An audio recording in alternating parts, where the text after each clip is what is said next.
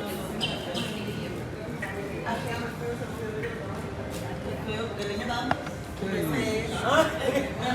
るさいな。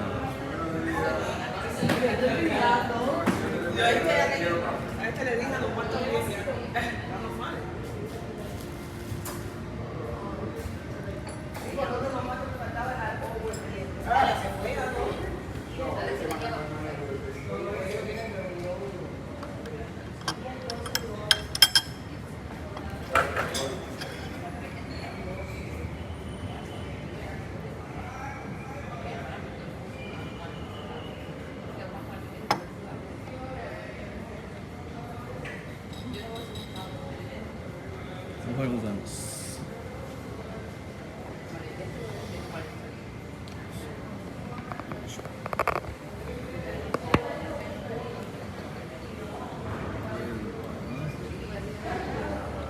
こちらがおはようございますで、日本は夜の10時ぐらいです。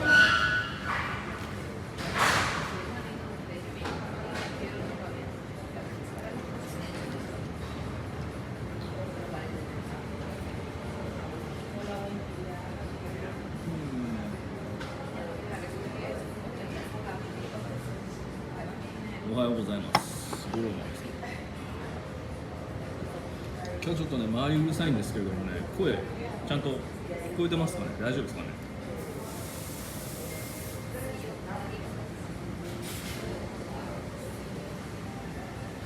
後ろでね、めちゃめちゃね、鳥がね鳴いてるしね、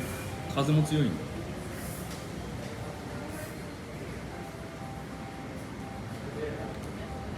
ああ、五郎さん、食事はね、もうね、いつものことなので慣れてますから、まあそれは毎回だけど、毎回愚痴は言いますけれども、言わなきゃね、やってられないのでね、本当にもうね、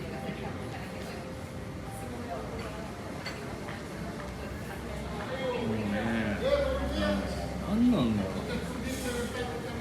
自炊は初めてやった大学生の方が絶対うまいと思うんですよ。日本の場合、野菜も肉も素材がいいから、普通に焼けば食えるじゃないですか。ね、塩とか胡椒すれば食えないんですよね。美味しくない。原材料が良くないっていうのもあると思うし。大丈夫。音声は問題ないです。よかったです。声は大丈夫です。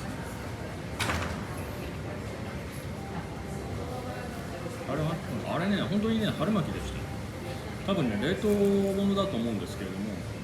日本とかだとちゃんとこんがりきつね色にね揚げるんで、最初分かんなかったんですけど、なんか白っぽいから、本当にこうパックとかで冷凍で入ってる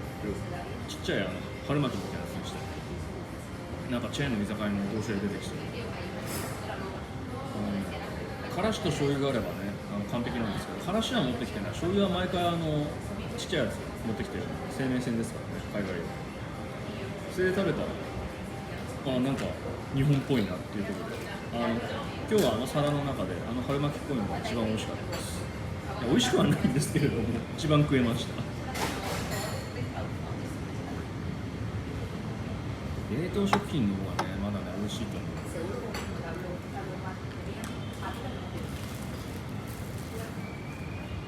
なんだろう、でもね、キューバに限らず、これ海外あるあるだと思うんですけれども、料理に味がついてないっていうの結構あるんですよね。で、塩コショウで好みにして、本人がそう味を作って食べてくださいっていう店とか国は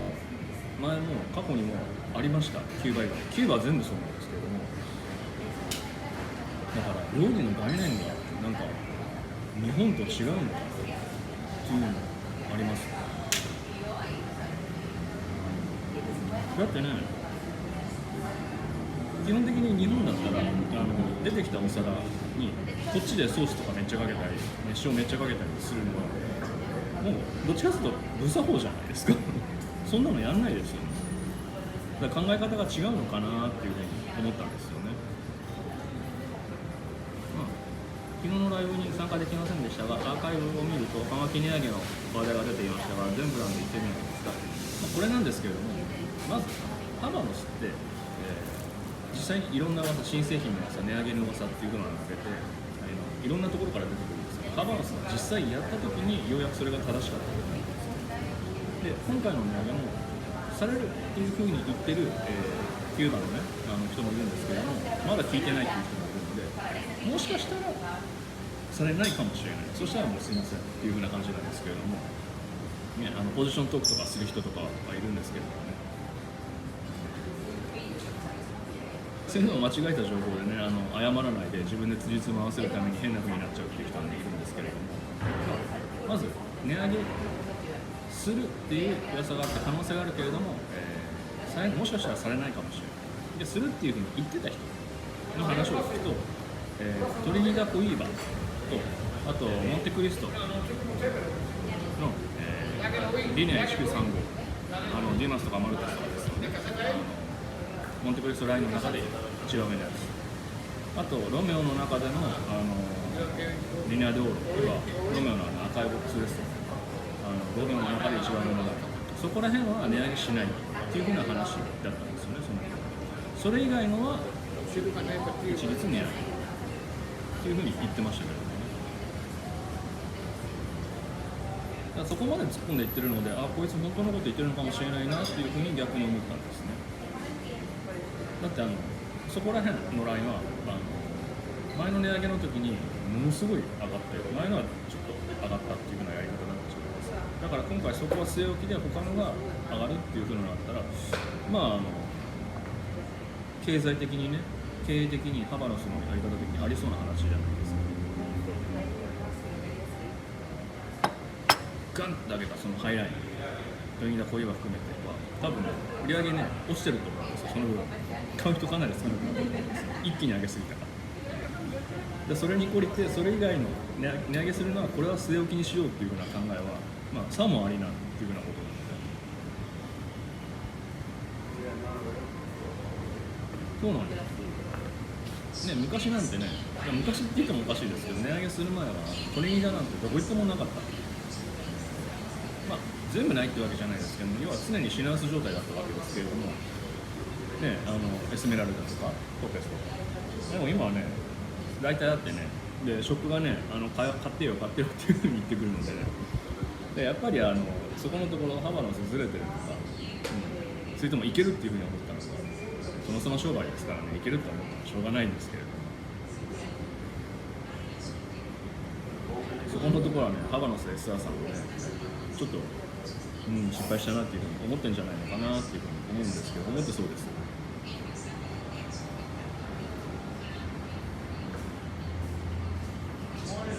だって値上げはね、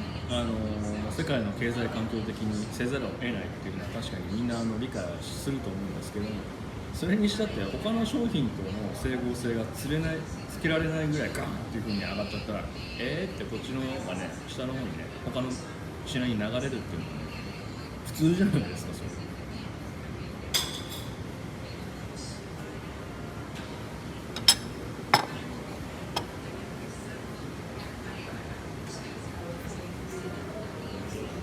逆にお手頃なペチコロのあたりが値上がったのもおかしくないですね。そうですね。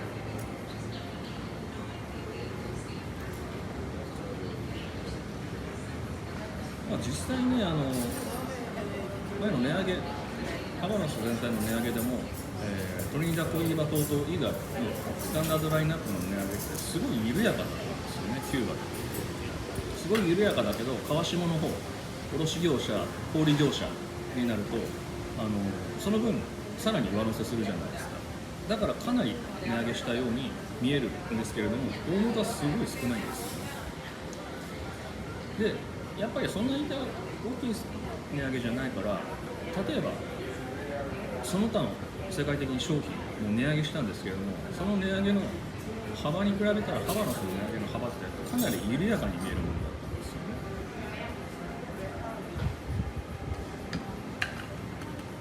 ただ食料品とかと比べればね、金額の高い安いで言ったら当然葉巻の方が高いので、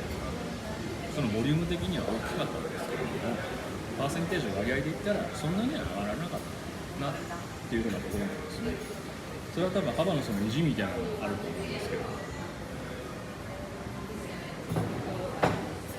私が生産者のラファエル・ゴンザレスとかねそうですね。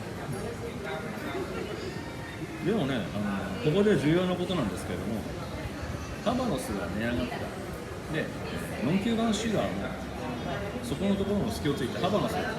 品薄状態になったじゃないですか。コロナも含めて後遺症もまだありますから。だから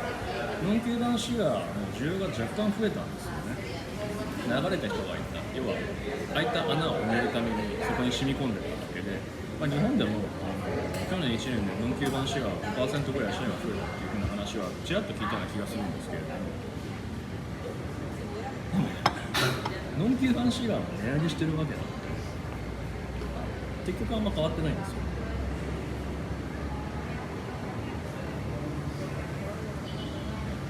これはノンキューバンシガーのメーカーだったらパーセンテージ的にハバノスからノンキューバンに流れてくるユーザーが増えたわけだから、通常の値上げじゃなくてもうちょっとさらに色をつけて値上げします。そうだろうなと思ったらやっぱり多くのノンキューバンシガーメーカーが想定よりもちょっと値段を高く上げるっていうのがあったので、やっぱりそうです。でもね、値上げっていうのは別に悪いこと汚いことではないんですよね。昨日も言いましたけれども、それは正常な経済活動なので値上げをしないと事業は継続できないのでするべきしないといけないし、決めるのは消費者じゃなくてその会社の株主経営者、消費者ができる意思表示は買う買わないなので、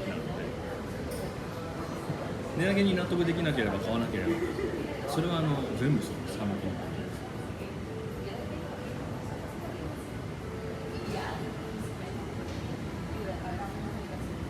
から買わないと生きていけないマヨネーズとかを値上げするのは、それは本当に困るからね。日本では起きないけれども、だから海外ではね、デモとかね、暴動とか起きちゃうんですよね。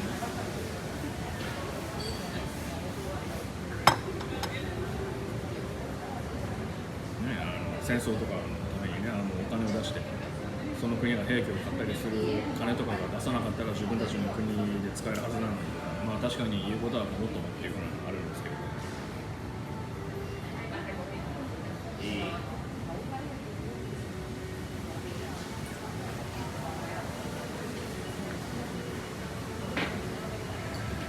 むしろ不思議なのは昨日も言ったかもしれないですけども、キューバでは僕のねショップホテルとかでもね、クリスマスツリーをねビシバシ飾ってることなんですよ。日本でもね別にみんなクリスチャンじゃないけれども、クリスマスリースとかクリスマスツリーとか飾ったりするのは分かるけれども、キューバは、ね、社会主義国家なので宗教ないんじゃないかっていうような感じなんですけど、これも日本人は無宗教なのにね、神社で年始にお参りしたり、お葬式は仏教系でクリスマス、バレンタイン、ハロウィンまでめちゃくちゃじゃないかみたいな感じで言われたりするんですけれども、いや世界的に見て日本人だけじゃなくて、じゃあキューバ人もクリスマス言われたらどうなのっていうふうに言い返せますよね、これ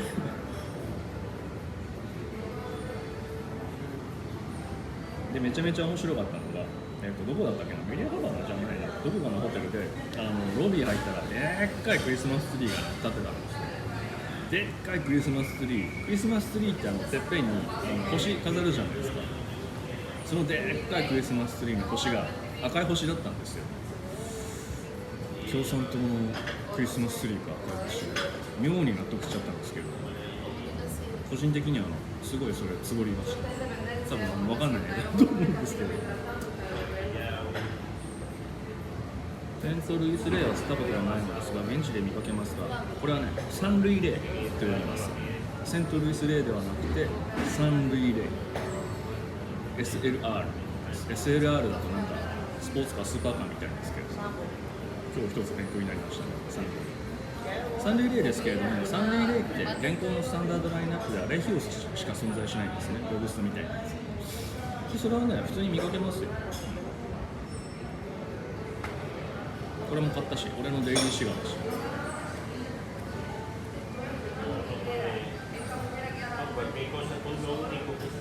そうそう、葉巻の名前って、要はハバナスの場合全部スペイン語なので、カタカナに直すっていうのは不可能なんですね。スペイン語の発音の音をカタカナに落としてるんですけれども、スペイン語って一部ローマ字読みができるんですよ。だから、それがぶつかるときもで、あとはこれ一番めんどくさいんですけれども、葉巻って、例えば日本国内で発売されるとき、発売するには財務省に登録しないといけないんですね、名前と銘柄で。その時に、申請した人がその名前で財務省に登録されてしまう、つまりその国内で流通するときはその名前になってしまうんですね。でトンチキのやつが申請するとえらいことになる。えらいことになっちゃったのがロメオイフリエーターです。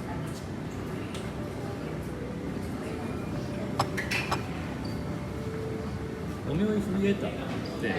財務省に登録されてる名前だと、カタカナでロメオ .y. ジュリエッタになってるんですよ。そんなの公募でそういうふうに言ってる人ね、見たときにはなんですよ、誰がこれ登録したの。でもね、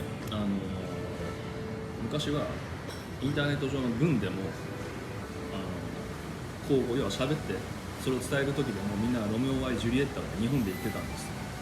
おかしいだろうと思って、俺はずっとロメオ・フリエーターロメオ・フリエーターって言ってたら、なんかそういうふうに今ロメオ・フリエーターだろうってやっと変わったんですけど、おかしいと思うんです。多分それそのままね、海外とかもちろんキューバとかも全く通じない。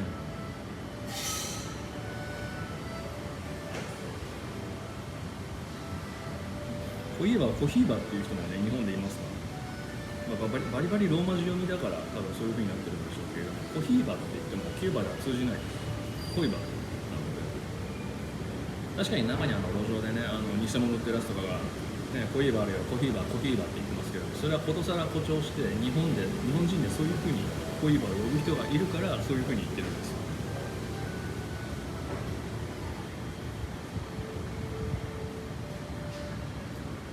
だからそもそも外国語、英語だろうとスペイン語だろうとフランス語だろうとカタカナに落とし込むともう発音を文字にするのは不可能なので変質しちゃうんですけども、できるだけ近いものにすると、ちょっとかっこいい、意味も通りやす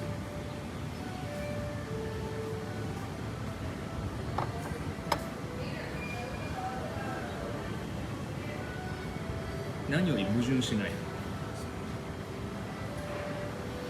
例えばハバノスのビトラのハバティの名前でヒガンテスっていうのがあるんですね。アモアロナス、ヒガンテスとかダブルコロナのことを指すんですけれども、日本の、財務省登録名はギガンテスになってるんですね。確かにギガンティック、ギガンテスでも通るんですけれども、スペイン語は頭の G を発音しないんですよ。だからヒガンテス G がヒになるんです。でヒガンテスが日本国内でギガンテスだったら、じゃあ例えばコイバ・マデューロ信仰にヘニオスっていうのがあるんですね。GENEOS ヘニオス、スペイン語でヘニオスって言います。でもそのギガンテス風に日本で G を発音するんだったらジェニオス、ゲニオスになるはずなんですけども、財務省登録はペニオスなんです。どっちかにせいって話なんです。いやまあでもね、役所の人にとってはどっちでもいいっていうふうな答えなんだけれども、これがオチなんだと思います。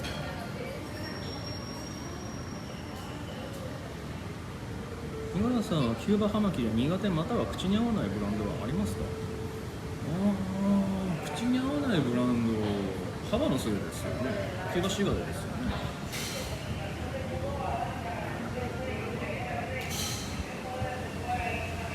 ブランドでこれが合わないっていうのはないですね。まあ確かに吸わないブランドとかはあるんですよ。マシンメイド、ショートフィラーのブランドとか、例えばグアンタナメラとかトロヤとかベリンダとか。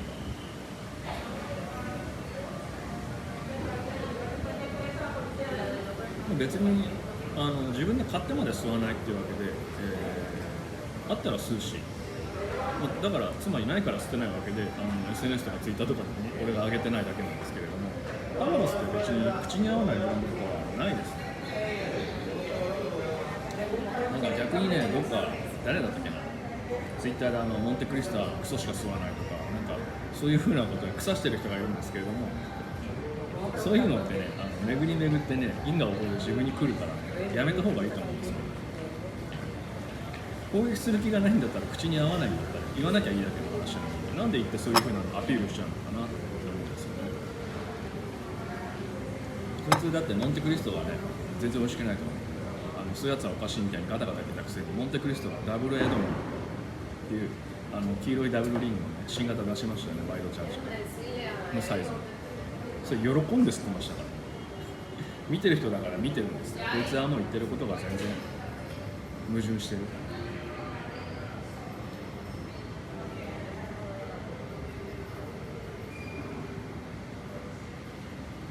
泥が硬いのはね、確かに口に合わないですけど、それはブランドとは関係ないですからね。そうそう、嗜好に合わないだけ。要はどんなの中でもこれが好みだっつったら、それはそれしか吸わない、それが好きっていうふうになるけれども、それ以外が嫌いっていうふうなわけじゃないので、全部白と黒、好きの嫌いは好きの逆嫌いっていうふうな、そういうふうな考え方ではないので、ね。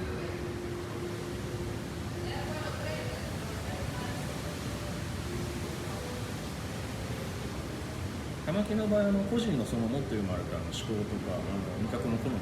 ていうふうなものプラス、例えばさっきこれ食べた、今これ飲む、これに合うのはこの葉巻、このブランドだなっていうのがあるので、その時に自分の思考、好き好みとはちょっと違ったチョイス、それ自体に合わせるためにそれを選ぶっていうふうなこともできるはずですし、やるんですよ。例えば俺はモンテクリストあまり吸わないんですけど、さっき別に嫌いなわけじゃないですよね。でも例えばなんかちょっとビターのね、デザートとか食べてる時に、これモンテに合いそうだねみたいな感じだから、モンテあれば吸いますし、でもそういう時ってね、手元にないんですよ。だから結局セールじまいっていうような感じのがあるんで、だから本当は葉巻って自分の思考とかデイリーシガーに限らず、あらゆるブランドの手元に置いてる一番ストレスがないものなんですけど、なかなかできないですよね。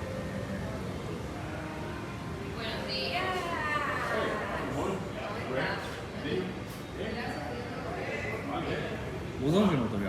これはデイリーシガーピカドレスになってる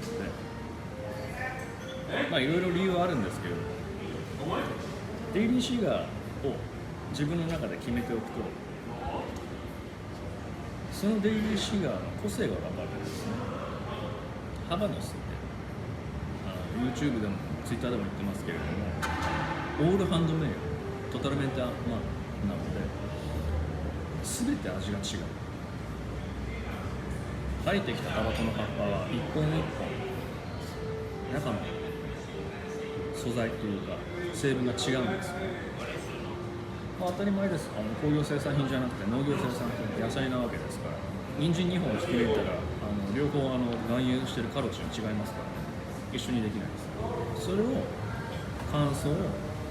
発酵、熟成を何回か繰り返して、で材料を人の手で巻いて作って、でそれをまた休ませたり移動させたりということになるので、全部バラバラになってしまうんですよね。だからピカドレス1箱の中でも若干味が違うんですよ。状態も違うし、でも1箱ずっと全部それを吸うと重なるところが出てくるんですよ。それがそのピカドレスっていう葉巻の個性。それを常に吸い続けてるとそれが分かる。それが分かると他の葉巻を吸った時に違いが分かるので、違いを説明することができるんです。説明できる、理解できるっていうこと。ソムリエの人が毎日毎日お客さんの飲み残しのボトルとかを飲んでテイスティングしてるのは、それを覚えるため、脳に刻みつけるためなんですね。ご飯だったら毎日3度3度食べるから味覚っていうのは分かるんですけど、毎日ね、お酒、ワインとか葉巻っていうのは自分で意図的に取らないと摂取できないんです。ピアニストじゃないですけれども、それを中断すると味覚嗅覚っていうのは人を騙す、ごまかすので、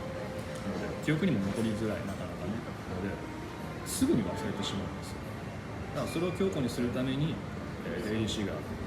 常に同じ葉巻を吸い続けるっていうのは俺はやってるんですよ。でないと説明できなくなってしまう。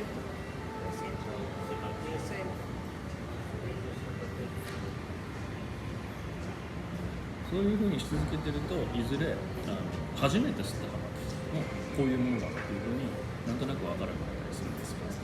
さっきも言った通り1本吸っただけではそのハマキはそのハマキの代表ではない、なんとも言えないんですけど、そのハマキ自体はどういうものかっていうのは分からない。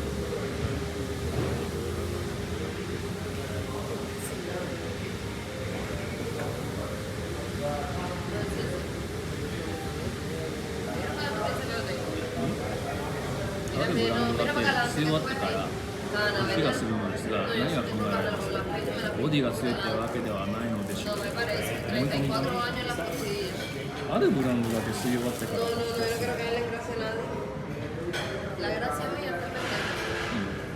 例えばそのブランドにいく種類かのビトラがありますけれども、そのどれを吸ってもそういう風になるのか。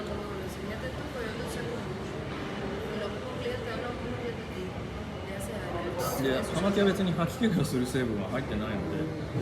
第一に考えられるのは精神的なものだと思います。例えば昔そのブランドを吸った時にヤニクラとかでは酸欠になったりして気分が悪くなったことってないですか。その時の記憶を引きずっていて自己催眠じゃないですけれども、あ、ちょっと調子悪くなってきた、やっぱこのハマキダメだな、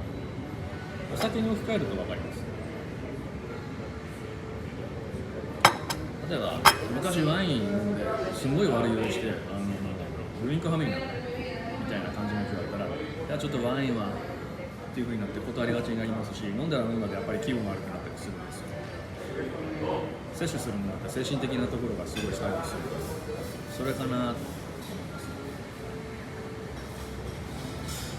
それは意気込みみたいなのもあって、そういう風にはこのブランド吸うと気分悪くなるんだよなっていう風にすると、やっぱ無意識に緊張して吸っちゃうんですよ。それで吸い方がちょっと意図せず悪くなっちゃったりして気分悪くなったりするけども、もしかしたら考えられるかもしれない。およそ気分的なものだと思います。だって成分的にハマキにそういう風なものは入ってないので、なんでなんかこう楽しい雰囲気上がってる時にそのハマキを今度吸ってみましょう、そのブランド。それでね、また同じようになるかっていうのをチェックしてみればいいと思います。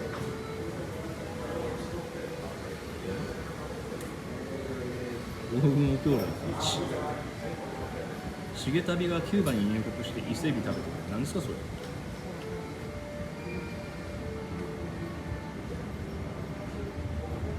キューバに伊勢海老ないでしょ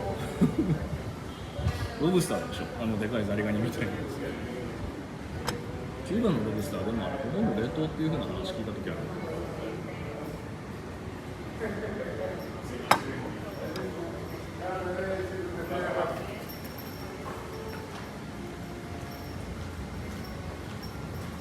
キューバと同じ、日本と同じ島国で周り全部海ですから、魚介類とか腐るほど取れる、実際腐るほど取れるらしいんですけれども、食べないんですよね。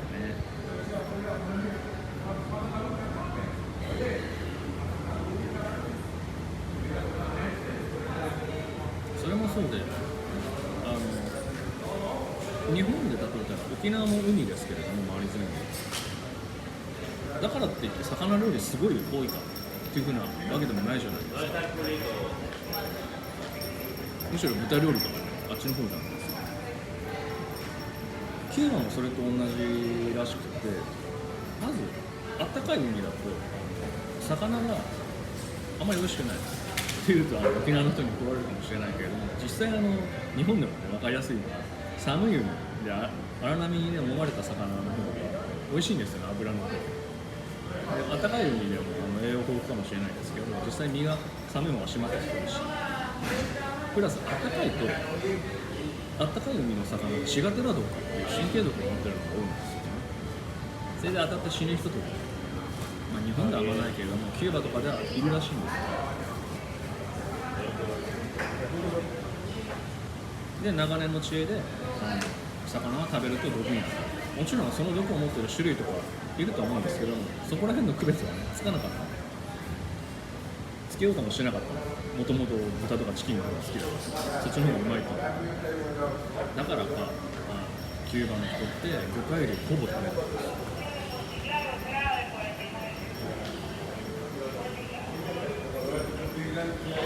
食べるっつったら米とチキン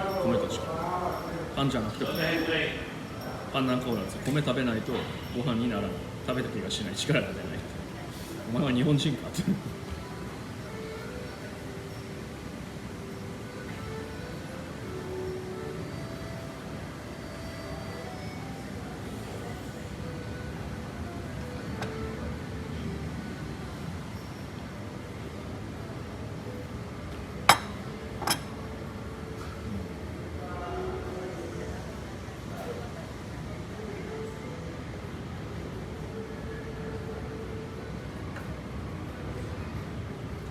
まあ誰がキューバに入国して伊勢海老食べるのはどうでもいいです。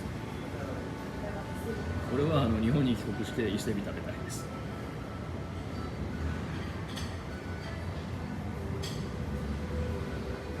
いや今日本冬真っ只中だからな。日本に帰ったら鍋の方が食べたいだろう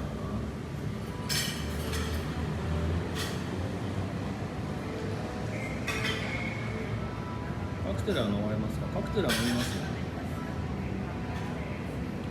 バーとかで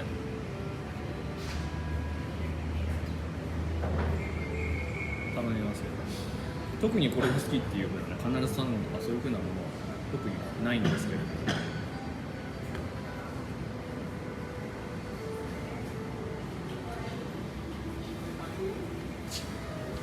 大体バーとかねお店行ったら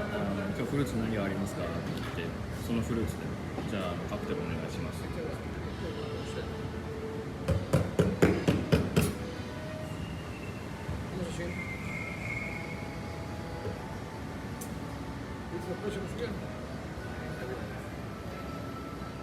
甘きは別に一瞬で吸い終わってしまうものではないので、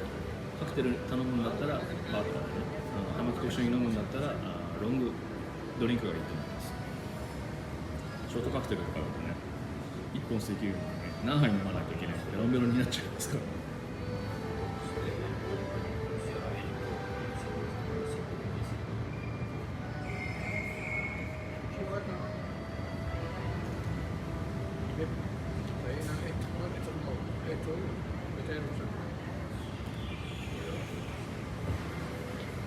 カクテルは美味しい。何を言ってるんですか。カクテルが美味しいかどうかは多分お店によると思います。カクテル作れないでねバーとか名乗ってるところもあったりするので。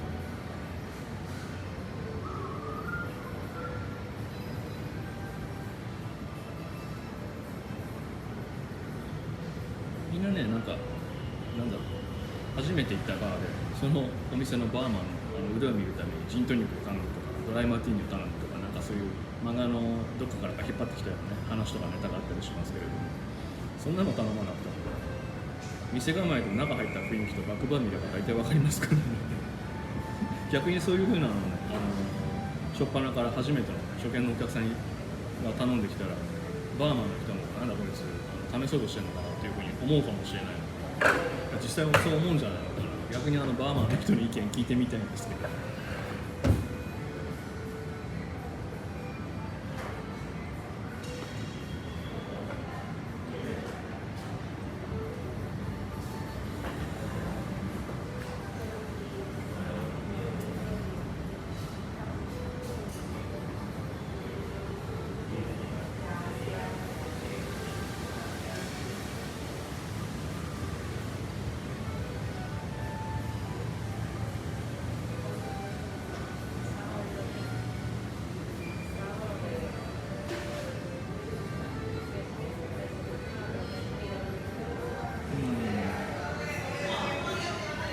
甘くてはカクテル、モヒートっていうふうに言われますけれども、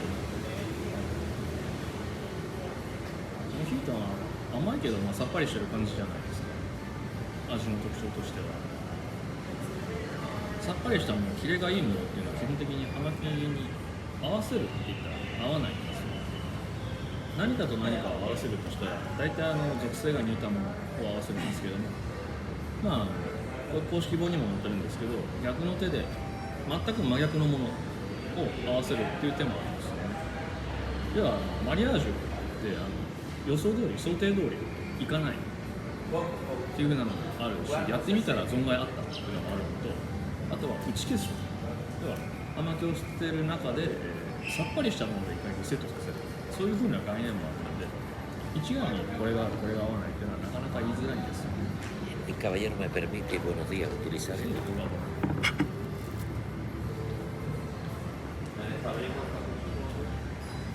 キューバ行ったことないからな。キューバは別にね、スモーカーだから必ず行きなさいとかいう風な話ではない。行かなくても全然問題ないですよ。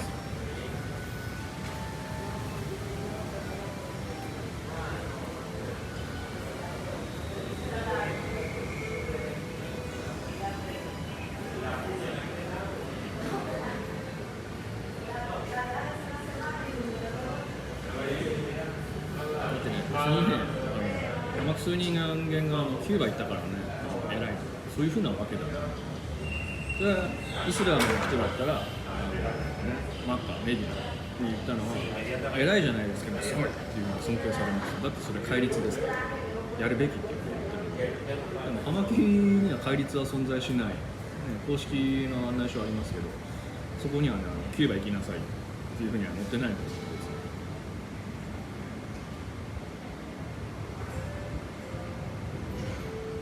行ったから詳しくなるっていうわけでもないですから、行っても全然詳しくない人もいますし、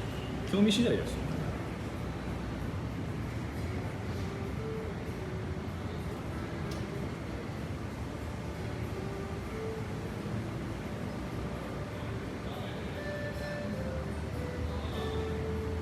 シガーを吸い始めたきっかけ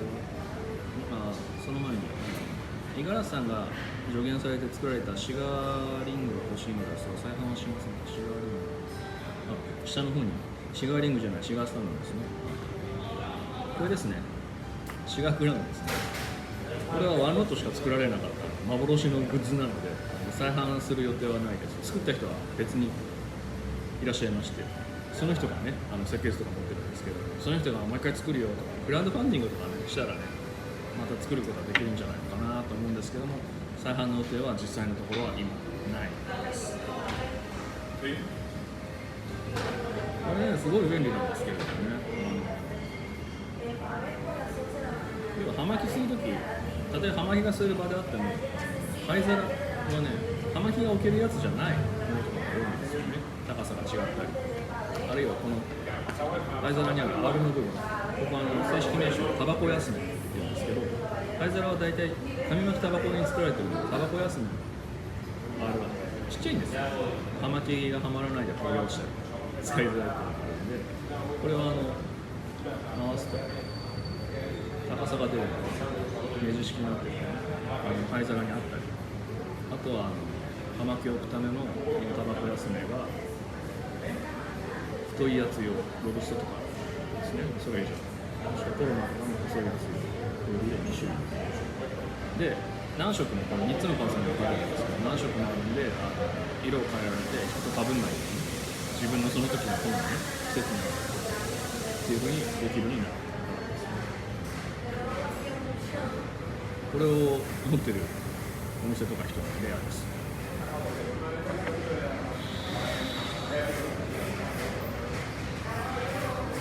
オークションやフリマサイト定期的に見てますが、出ません。そうですね。市場に出されたものではなくて、自家製、歯科製のものなので。シガーを吸い始めたきっかけはいつですか？またいつから吸い始めましたか？気質でしたら申し訳ありません。外出。そうですね。何回も聞かれることなので、別に答えるのは問題ないですけど。吸い始めたのは20歳からですね。20歳から喫煙を受ける。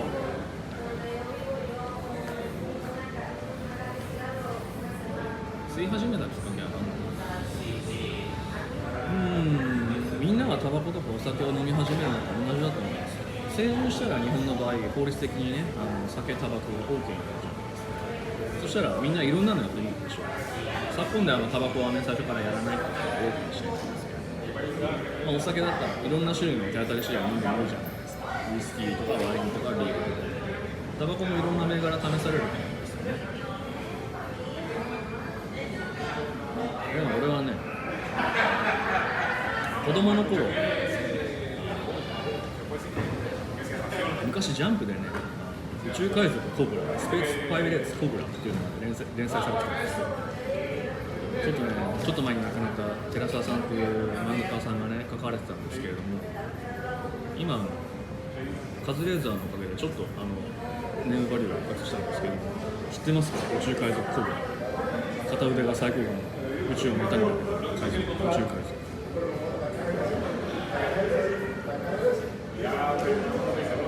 アメコミみたいな絵柄なんですけれども、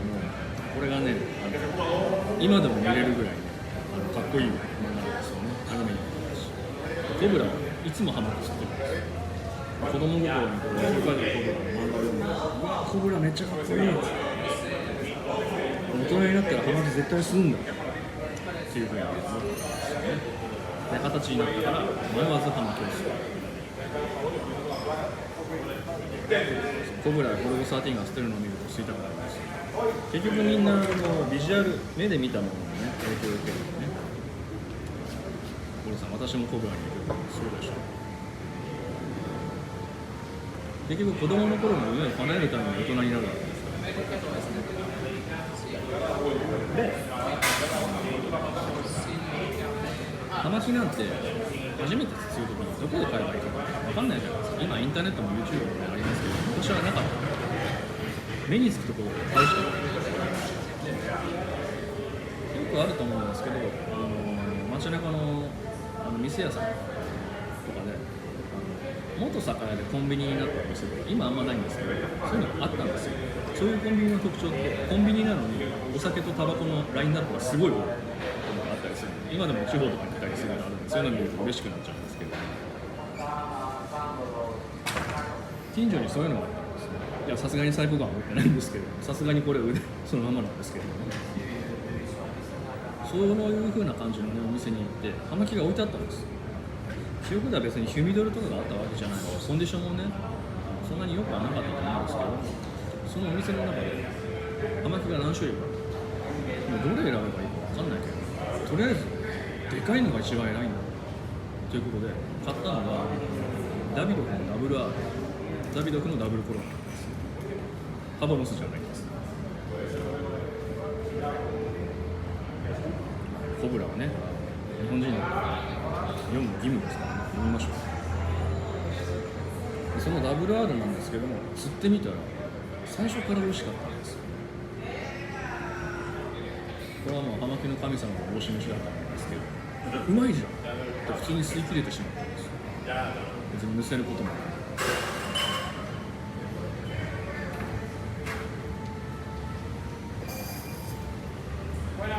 でそこからドハマりです。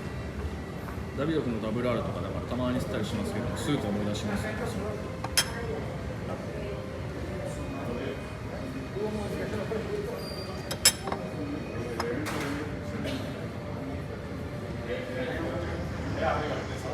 その時にその葉巻があんまり美味しくなかったら葉巻吸ってないと思うんです。だから何でも一番最初が一番重要なんで、これ見てらっしゃる方は大体葉巻を吸われるスモーカーだと思うので、知り合いの方とかいや葉巻吸ってみたいんだよね、始めたいんだよねっていう時にはしっかり選んでですね。だから葉巻とかなんか迷信とかオカルトとか全然意味のない教えとか日本の場合たくさんあったりする。書籍が少ないからろくなものがないからっていうのが理由なんだと思うんですけど、それで最初につまずいて葉巻なんて美味しくないじゃん、全然美味しくなかったっていう風になっちゃう人もいるのは確かに分かるんですよ。でもなると葉巻って全然美味しくないよっていう風にこき下ろすようになってしまう。それも分かるんですよ。それは悲しいことなんですよ。だからもう最初に 100% 正しい教科書通りこれを見てくださいよっていう風なのをYouTube とかで説明してるんですよね。何かを始めた枕、その頭でつまずかなかったらきっとハマってくれるぐらいいいものなんですよ。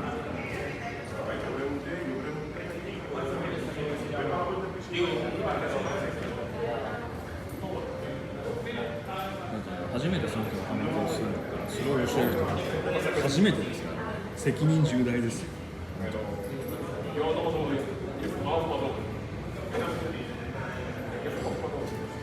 キューバ産以外の葉巻はそれなんですか。キューバ産以外の葉巻はノンキューバ吸います、実は、全然吸ってないように見えるんですけども、吸っても別に写真撮ったらインスタとかツイッターとかに上げてないんですよ。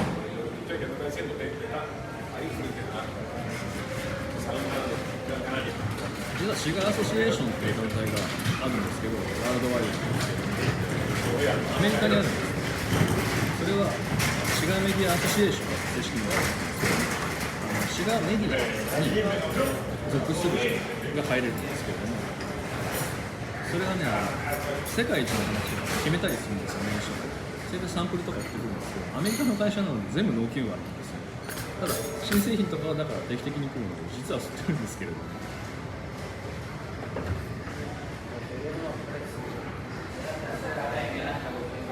金払わなくてもそういう風に送ってくれるので吸うし、だから自分で金を払ってノンキューバー人からいただいたら吸ってもらって、吸わせてもらってもらったりしたらね、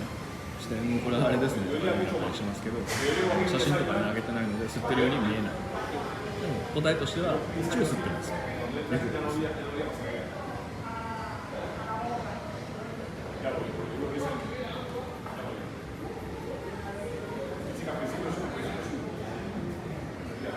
私はスーパーパルタガスが初めて、ハバノスが最初ですか。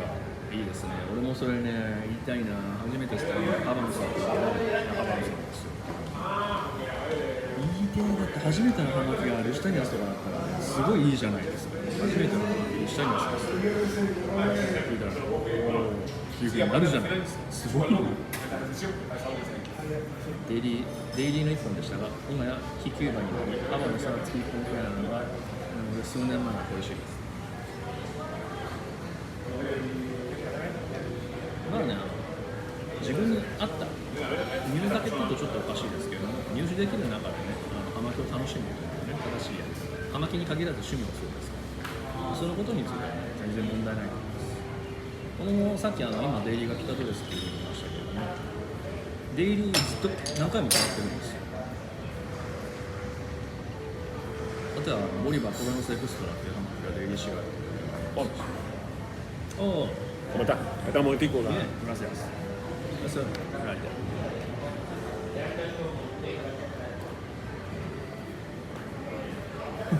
ホテルのカードもライター貸して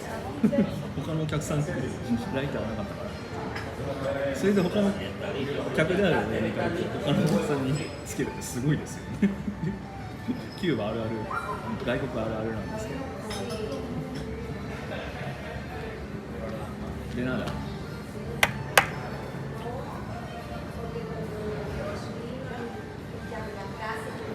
あ、そうそう、デイリーでそのボリバコロナスエクストラ、ボリコロエクっていうふうに飛んでたんですけど、流れで。それね、廃盤になっちゃったんで、もう吸えないんですよ。うちにが何本か残ってますけど。だからね、どんどん新しくなってくる、どんどんなくなってくるので、変わっていくのは当たり前なんですよね。それ昔良かったんで、どうしようもないですし、新しいものにいいものが出てくる。それを自分がね、どういうふうに選ぶかっていうのが重要なんでね。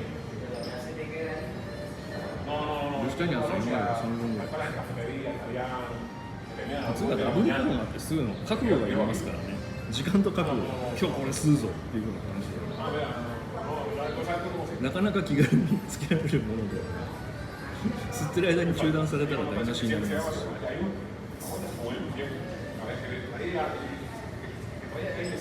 モンテのアーとかサンチョスとかジャイアントコロナですよねあのサイズだからダブルコロナででかいですあれ新年しか俺も吸わないですから普段何もない時に吸ってました今日何かあったんだねその前の企業でもライター貸しましたまあ貸しますよライターもそうかねヨーロッパとか、まあ、アメリカ人は企業だとないから分からないみんなね、タバコ好きなんですよね、白人系の人なんかこう、健康志向世界的に向かってて、禁煙の世界になって、ヘルシーな、害のないものっていうふうに言いますけども、みんなスパスパタバコ吸ってますからね。空港とかで喫煙所もないんですから、みんなタバコ好きなのに、なんでやめるんだって思うんですよ。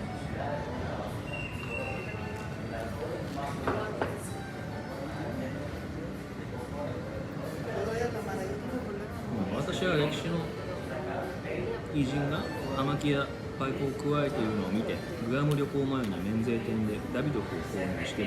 ビーチで楽しんだのが初めてでした。おお、いいっすね。いいシチュエーションですね。かっこいい。歴史の教科書の中で人生が豊かになりました。そう、やっぱり誰かが吸ってるのを見て、そのものを見て初めをやってみたいっていうふうに、ね、なるんですよ。何も情報なしで話してみようっていうふうに思う人絶対いないですから。で漫画なり映画なり写真なり、そうストーリーがね、何かしら影響してみんなが始めるっていう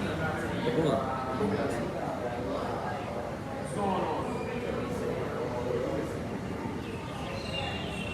チャーチルとかね、吉田茂とかね、歴史上の偉人とかの影響を受けてスーッとものさもあり、よくある黄金のパターンだと思います。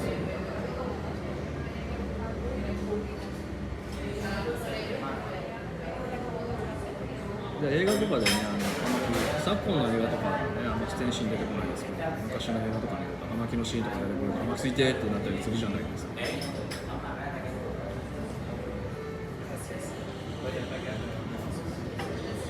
目の毒ですか。葉巻吸い始めたコブラの影響だっていうのが前ね、話したかもしれないですけど、 CS のテレビ番組でバカリズムさんと一緒にやった大人のたしなみずでもその話収録の時にしたんですけど、それねカットされちゃったんですよね。あまり長々とそのところ喋りすぎたからかもしれないんですけれども、オンエアしてもらいたかったなと思って。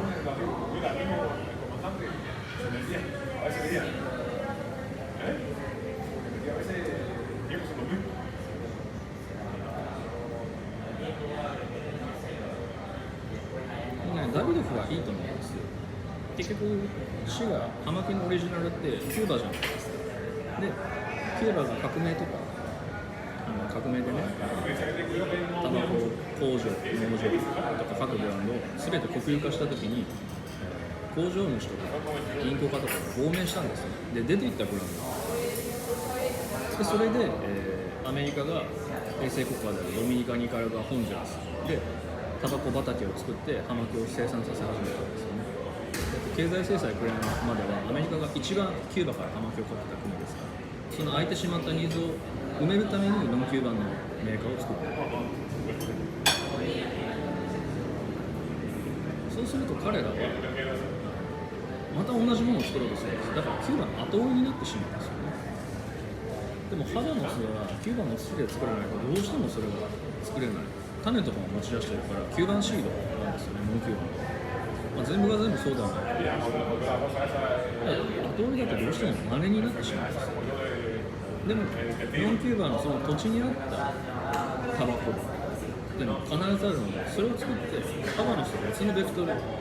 その土と種タバコ自体を生かせる製品を作ればいいと思うんですよ。そういう風にしてるメーカーってかなり少なくて、ダビドフはその中でも一つなんですよ。カバの住む後追いではない。だから味とか全然違うじゃないですか。でもクオリティとかそのタバコバの個性を生かすということをダビドフはやってるわけなので、ダビドフはすごくいいなと思います。俺もちょいちょい吸いたくなったりもしますし、今日ダビドフちょっと吸いたいな、なんだろうそういう時もあります。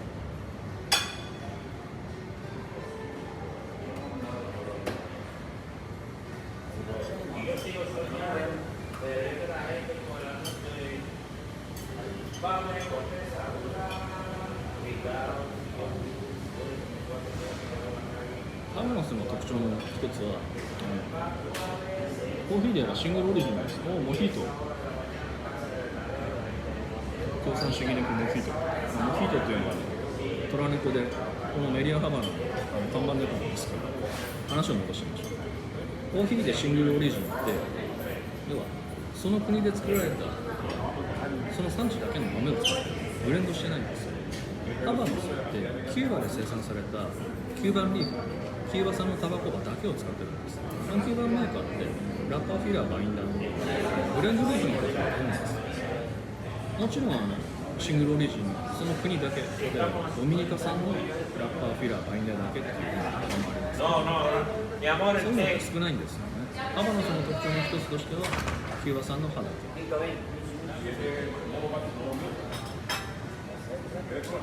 ューバもね、ブレンドリーフとか使ったら逆にどういうふうな味になるのかなっていうのは逆に俺は見てみたいですけどね。キューバが葉巻を作る哲学で別の国の葉っぱ組み合わせたらどうなのか、それはそれでまた面白いのかもしれないですけど。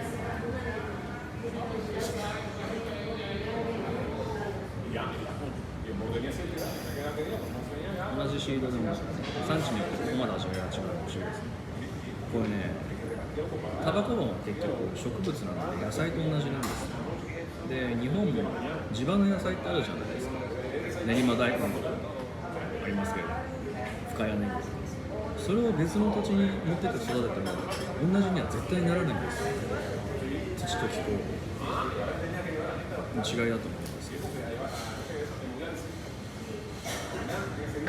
同じものを持ち込んでその土地では作れない、独自に進化を遂げたり別のものが出来上がったりする。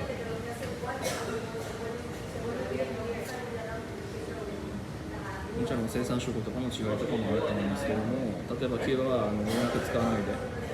全部手作業で栽培もやるとか、そういうふうなの違いとかもあると思いますし、キューバが農薬使わないのは農薬買えるほど金がないっていうのもあると思うんですけど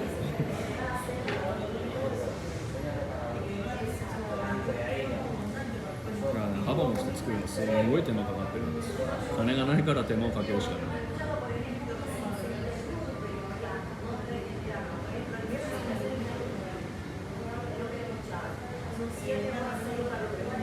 農家さんに感謝ですね。葉巻に限らず野菜とかも買うんですけど。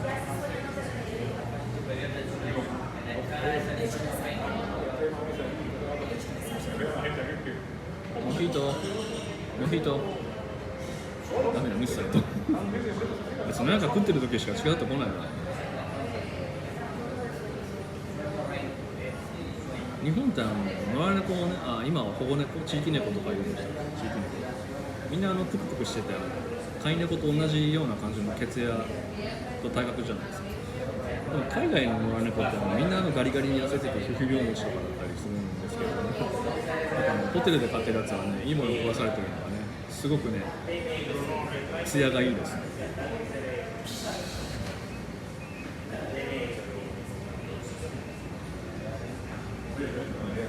とか言ってるうちに話も短くなって興味のある配信はね、これでしたい。また明日もね、同じぐらいの時間にやりたいと思います。Wi-Fi が切れなければ、いつ切れるかわかんない。停電とかだったら Wi-Fi 使えない。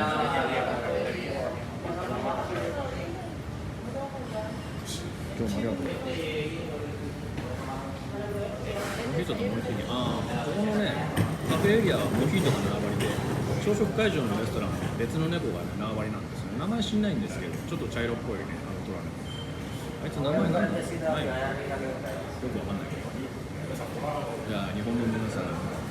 11時ぐらいかな。それでは、おやすみなさいです。